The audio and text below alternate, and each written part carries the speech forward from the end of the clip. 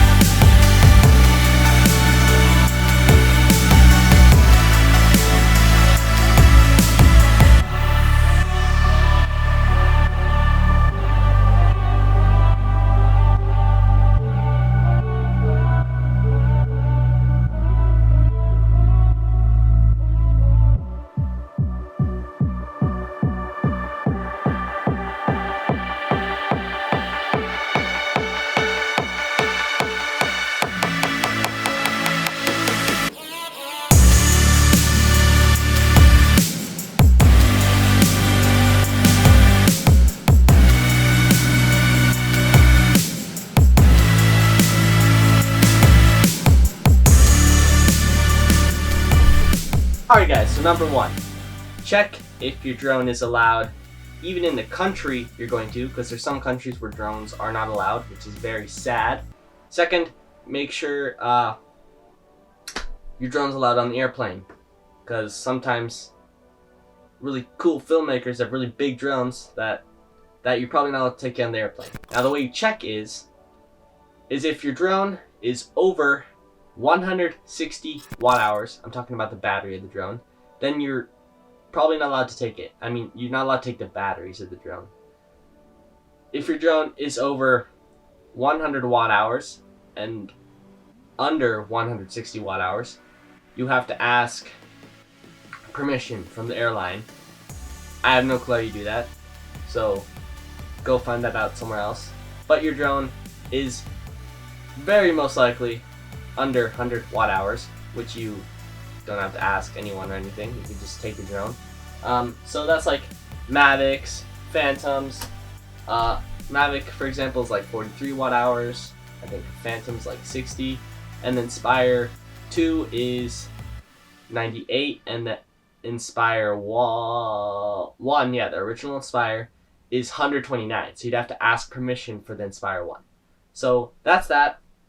Probably don't have to deal with that unless you're super awesome and have a gigantic drone. Second, still has to do with batteries. So, make sure your battery is discharged to 25% or under. The reason why is if your drone is over 25%, if it's 100%, let's say, and it gets punctured, starts burning in the airplane, there's going to be a lot more energy in that battery to make heat, cause harm, or pain, or death, or any things of that sort. So that's always good. So discharge your drone battery. Number 2, or number 3, I don't know what we're on. Take some electrical tape and tape it over that battery terminals. So if there's like silver, gold, stuff like that, just tape it over that so it can't short circuit if it like hits metal or something like that, which is very unlikely, but you never know. You're also gonna want to put your battery somewhere where it can't get punctured or stabbed or destroyed, so it doesn't break or burn or smoke or, you know, whatever happens to batteries that is bad. So make sure your battery is safe. Take it with you on the airplane. Don't check your batteries. Take them with you on the carry-on, because that's the safest place in the airplane and you can monitor your battery. I think the next step is going to be packing the drone. I would highly recommend packing it in your backpack or something you're carrying onto the airplane. It's going to be a little bit harder if you have something like a Phantom.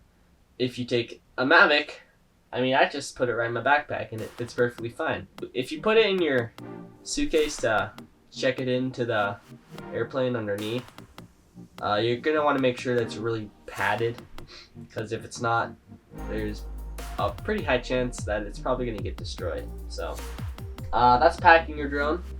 Good luck on that. I think the next steps are going to be in the airport, so let's head to the airport, shall we?